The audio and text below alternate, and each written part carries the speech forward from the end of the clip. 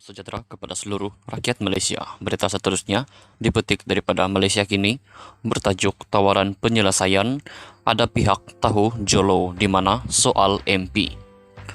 Perdana Menteri Ismail Sabri Yaakob dan Peguam Negara Idrus Harun kini menjadi perhatian setelah Jabatan Peguam Negara AGC mengesahkan pihaknya ada dihubungi Wakil Ahli Perniagaan dalam Pelarian Low Teck Jo.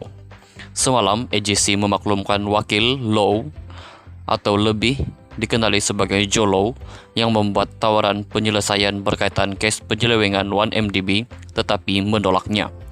AGC tidak memaklumkan nilai tawaran yang dibuat, namun laporan The Edge yang memetik sumber menyatakan Jolo membuat tawaran sebanyak RM1.5 bilion ringgit.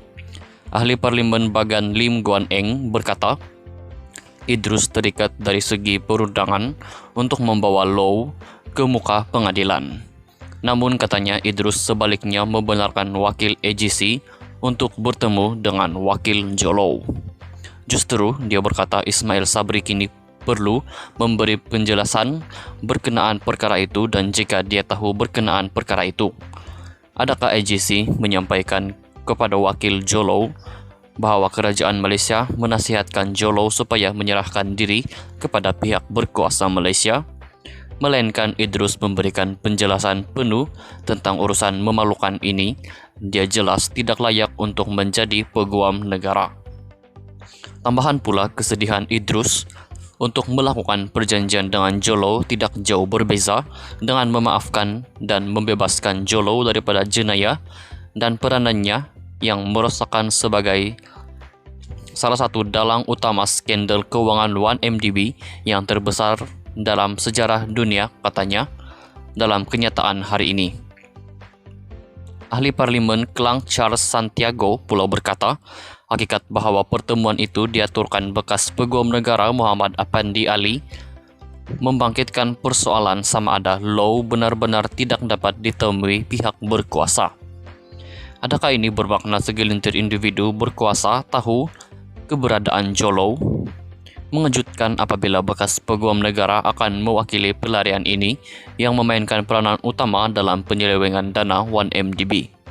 Jika Apandi tahu di mana untuk mencarinya, bukankah dia bersubahat menyembunyikan maklumat? Mengapakah dia tidak disoal siasat soalnya dalam kenyataan?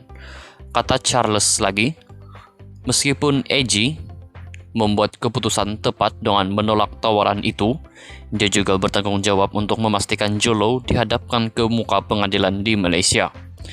Selepas laporan The Edge dan kenyataan dari AGC, Apandi semalam mengesahkan dia dihubungi oleh firma Washington DC, Cobre dan Kim pada akhir Mei lalu yang meminta bantuannya untuk mengaturkan pertemuan dengan peguam negara.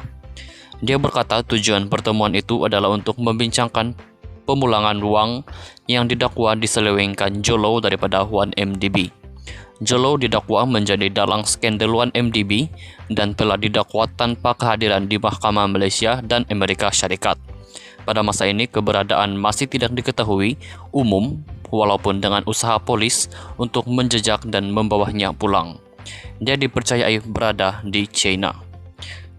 Sekian berita untuk hari ini. Kita jumpa lagi di video yang seterusnya. Stay safe, stay healthy, bye-bye.